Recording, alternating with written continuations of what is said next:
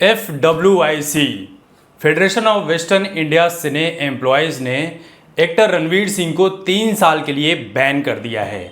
Ban कर दिया है का मतलब से है कि रणवीर सिंह अब किसी भी टीवी सीरियल, विज्ञापन या किसी भी फिल्म में, चाहे बॉलीवुड से लेकर साउथ तक हो, वहाँ पर काम नहीं कर पाएंगे, क्योंकि फेडरेशन कोई छोटी मोटी संस्था नहीं है। ये 4 से 5 लाख सदस्यों वाली वो संस्था है जो ये डिसाइड करती है कि किसी एक्टर के पैसे रुक गए हैं तो वो प्रोड्यूसर से उस एक्टर को पैसे दिलवाएगा। कोई एक्टर या मजदूर, टेक्नीशियन, स्पॉट बॉय, लाइटमैन, कोई भी अगर हादसा हो जाता है उनके साथ या कोई बीमार हो जाता है और अगर प्रोड्यूसर्स उसका साथ नहीं देते हैं तो वो उनको न्याय दिलवाएगा। तो फेडरेशन का काम है न्याय दिलवाना, और इस पर जो ऊंचे पदों पर बैठे हुए लोग हैं उसी में से एक हैं फिल्म मेकर अशोक पंडित। अब रणवीर सिंह के ऊपर ये बैन लगाया क्यों गया है? हालांकि अशोक पंडित ये कह रहे हैं कि ये बैन नहीं है, ये पूरी तरह से गलत लिया गया है। हम बस अपनी संस्था से जुड़े लोगों से ये कह रहे हैं कि रणवीर सिंह जिस किसी भी फिल्म में काम करेंगे वहाँ के क्रू मेंबर उस फिल्म में काम नहीं करेंगे। मतलब एक तरह से वही बात हो गई, बैन ही है, लेकिन अशोक पंडित का ये कहना है कि ये बैन नहीं है, इसे गलत संदर्भ में लिया जा रहा है। तो चलिए समझते हैं कि पूरा मामला क्या है। मामला देखिए, फरहान अख्तर की फिल्म डॉन 3 से जुड़ा हुआ है। वही डॉन की फ्रेंचाइजी जिसमें शाहरुख खान पहले काम कर चुके हैं। फिर रणवीर सिंह के स्टारडम को देखते हुए रणवीर सिंह को ये फिल्म ऑफर की गई थी, लेकिन इसी बीच फिल्म धुरंधर आती है, धुरंधर 2 आती है जो सुपर डुपर हिट हो जाती है। और बहुत से लोग ऐसे कह रहे हैं कि रणवीर सिंह ने अपने पूरे ऑरा को ही बदल कर रख दिया है। जो उनकी पर्सनालिटी थी वो पूरी तरह से बदल चुकी है।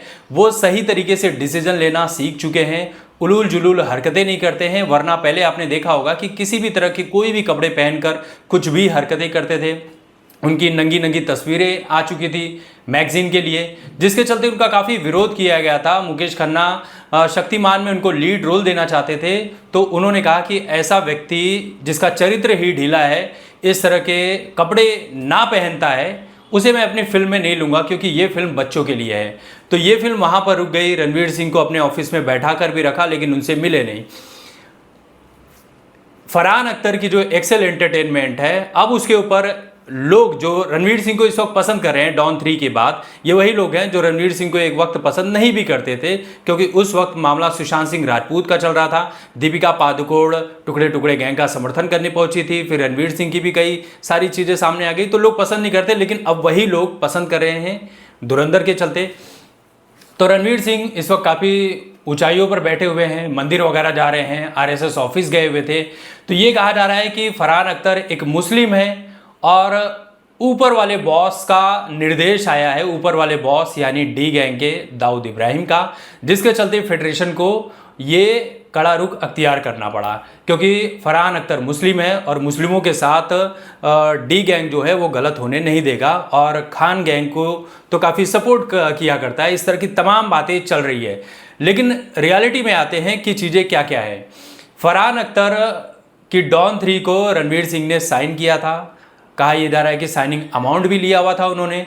फिल्म की कुछ हिस्सों की शूटिंग भी पूरी हो चुकी थी। विदेशों में कहाँ कहाँ पर शूटिंग करने थे वो सारे लोकेशंस फाइनलाइज किए जा चुके थे, और इसमें मिला जुलाकर फरहान अख्तर को 45 करोड़ का नुकसान हो गया, क्योंकि रणवीर सिंह ने फिल्म दिसंबर महीने में ही छोड़ दी थी। दूसरी तरफ फरहान अख्तर जो है वो गिल्ड के पास पहुंचते हैं। वो भी एक प्रोड्यूसर एसोसिएशन है जिसमें सिद्धार्थ हैं, फिर उसके बाद आमिर खान है, लेकिन ये लोग डिसीजन नहीं ले पा रहे थे। तो थक हार कर जो फरहान अख्तर हैं ये पहुंच गए फेडरेशन के पास, यानी FWIC के पास, जिसमें BN तिवारी, अशोक दुबे, गंगेश्वर लाल श्रीवास्तव, फिर उसके बाद अशोक पंडित, ये सारे कमेटी के मेंबर्स हैं। और इन लोगों ने फैसला लिया कि फरहान अख्तर के साथ गलत हुआ है। रणवीर सिंह कोई आसमान से उतरे व्यक्ति नहीं है, भले ही वो एक सुपर डुपर स्टार है, लेकिन कायदे और कानून हर किसी के लिए एक ही है। इसके पहले भी जिन लोगों के साथ गलत हुआ है हमने उसका साथ दिया, और हमारा काम गलत का विरोध करना है और सही का साथ देना है। तो फेडरेशन किसी के साथ अन्याय नहीं होने देती, और यहाँ पर हिंदू मुस्लिम जैसी चीज़ें नहीं है जिसे लोग सोशल मीडिया पर एक गलत ही ट्रेंड में लेकर जा रहे हैं। ये चीज़ें देखिए, बाकी फैसला आपका करना है, जनता का, लेकिन जो चीज़ें चल रही है मैं उसके बारे में बातें कर रहा हूँ। तो फरहान अख्तर ये चाहते हैं कि 45 करोड़ का उन्हें मुआवजा मिले रणवीर सिंह की तरफ से, क्योंकि उन्हें नुकसान हुआ है। रणवीर सिंह का ये कहना है कि इसमें FWIC का कोई रोल ही नहीं है। FWIC डॉन 3 के साथ तो कहीं से जुड़ी भी नहीं है। उन्होंने एक लेटर भेजा हुआ था। FWIC कह रहा है कि हम इस लेटर के ऊपर भी विचार कर रहे हैं, और ये डिसीजन देने के पहले भी एक लेटर रणवीर सिंह का आया हुआ है, जो अब लंदन निकल चुके हैं रणवीर सिंह। उस लेटर पर भी फेडरेशन विचार कर रहा है। फेडरेशन का ये कहना है कि हम जो है चाहते हैं कि फेडरेशन, रणवीर सिंह और फरहान अख्तर ये सभी साथ में बैठकर इस मामले को सुलझा लें।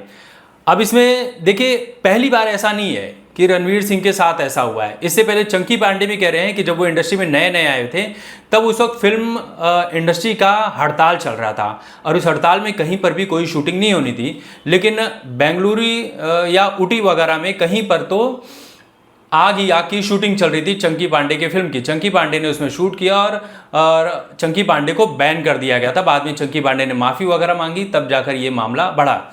लेकिन चंकी पांडे ये भी कहते हैं कि उस वक्त उस फिल्म का हिस्सा धर्मेंद्र थे, और भी बड़े स्टार थे, लेकिन उनके साथ ऐसा नहीं हुआ। तो एक तरह से एक भेदभाव वाली बात बता रहे हैं।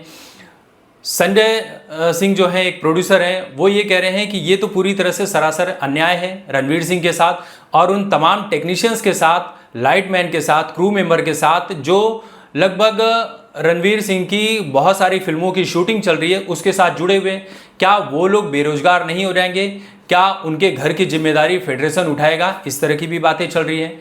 मनोज वाजपेयी से जब पूछा गया तो मनोज वाजपेयी कह रहे हैं कि पहले देखिए, मैं अपनी फिल्म गवर्नर की प्रमोशन करने आया हूँ, और ये सही वक्त नहीं है, ये वो मंच नहीं है जहाँ पर इस तरह की चीज़ों को बोला जाए। और पहली बात, हम चीज़ें व्हाट्सएप, सोशल मीडिया और मीडिया में ये चीज़ें पढ़ रहे हैं। पर्दे के पीछे की क्या कहानी है ये मुझे भी नहीं पता है और आपको भी नहीं पता है, तो इसके ऊपर टिप्पणी करना बेकार होगा। लेकिन मैं ये चाहता हूँ कि ये मामला शांति से और सही तरीके से निपट जाए। इसके पहले करीना कपूर जब फिल्म इंडस्ट्री में आई थी, तो करीना कपूर को एक फिल्म ऑफर की गई थी राकेश रोशन की, कहो ना प्यार। लेकिन उसमें बबीता के साथ, जो उनकी माँ है बबीता, और राकेश रोशन के साथ कुछ तो पचड़ा हो गया, जिसके चलते वो फिल्म छोड़नी पड़ी। फिर उसके बाद करीना कपूर रिफ्यूजी में आ गई। फिर रेखा के साथ भी इस तरह का मामला हुआ, अभिषेक बच्चन के साथ भी इस तरह का मामला हुआ। फिर साइना नेहवाल की बायोपिक कर रही थी श्रद्धा कपूर, उसके कुछ हिस्सों की शूटिंग पूरी हो चुकी थी, वहाँ पर भी नुकसान हुआ। उसी के बीच डेंगू मलेरिया की शिकार हो गई। जब वो ठीक होकर आई तो उसके बाद उनके पास छिछोरे और दूसरी फिल्मों की डेट्स पड़ी हुई थी, और उसके बीच में बड़े क्रिएटिव डिफरेंसेस चल रहे थे। तो मेकर्स ने कहा कि अब इनको निकाल दो। उसके पहले चलते चलते फिल्म में एक कैमियो करना था ऐश्वर्या राय बच्चन को। बच्चन तो बाद में हुई, लेकिन उसके पहले साल 2003 की कहानी है चलते चलते की। लेकिन उस वक्त सलमान खान के साथ ताज़ा ब्रेकअप हुआ था, और सलमान खान सेट पर पहुंचकर बड़ी हुड़दंगई किया करते थे, शूटिंग होने नहीं देते थे। तो मेकर्स ने यह कहा कि ऐश्वर्या राय को निकाल देना ही सही होगा, और इन सब चीज़ों के चलते ऐश्वर्या राय को उस फिल्म से निकाल दिया गया। और भले ही उस फिल्म को बड़ा नुकसान हुआ था, लेकिन तब ये डिसीजन नहीं लिया गया था। तो अब लोग ये सवाल कर रहे हैं कई सारी चीज़ें। पहला, लोग ये कह रहे हैं कि फरहान अख्तर मुस्लिम है, बड़े बाप का फ़ोन आ गया, यानी डी गैंग से फ़ोन आ गया, इसलिए फेडरेशन को ये करना पड़ा सारा काम, रणवीर सिंह के खिलाफ एक्शन लेना पड़ा। दूसरी तरफ यह है कि रणवीर सिंह माफ़ी मांगे और 45 करोड़ रुपए दे दें। रणवीर सिंह कह रहे हैं कि फेडरेशन का इसमें कोई काम ही नहीं है, वो तो इस दायरे में आता ही नहीं है, तो मैं फेडरेशन की बात मानूं क्यों।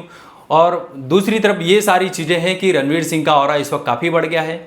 मंदिर में गए, वो माफ़ी भी मांग लिए जो कंतारा वाला चीज़ें हुई थी, और रणवीर सिंह इस वक्त काफ़ी टॉप की पोजीशन पर बैठे हुए हैं, अपने नेचर को उन्होंने सुधार लिया है।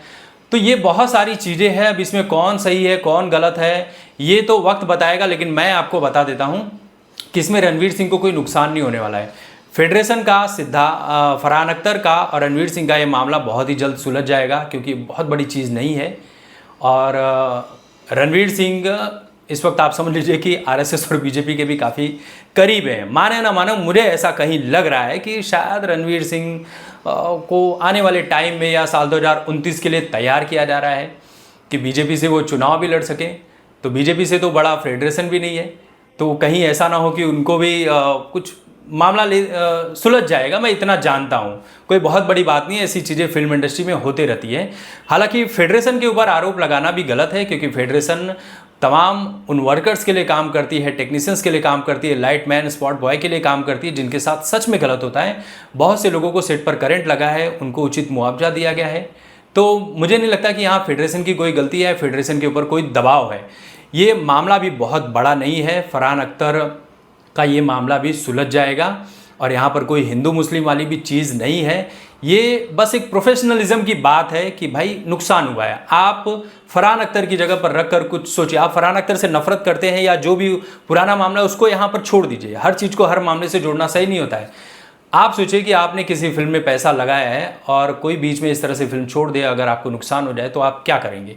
किसी न किसी के पास तो जाएंगे ही। जब कुछ लफड़े होते हैं, आपके जैसे खेत खलिहान है वहाँ पर कुछ लफड़े होते हैं, तो कहाँ जाते हैं हम? कानून के पास आते हैं, सरकार के पास आते हैं, कोर्ट के पास आते हैं, पुलिस के पास आते हैं। तो फरहान अख्तर भी उसी तरह से गिल्ड के पास गए, लेकिन वहाँ कुछ नहीं मिला तो फेडरेशन के पास आए। अब देखना यही होगा आगे कि रणवीर सिंह, फरहान अख्तर और फेडरेशन इस मामले का क्या हल निकालता है। बाकी इस पूरे विषय पर आपकी क्या राय है, कमेंट करके ज़रूर बताइए।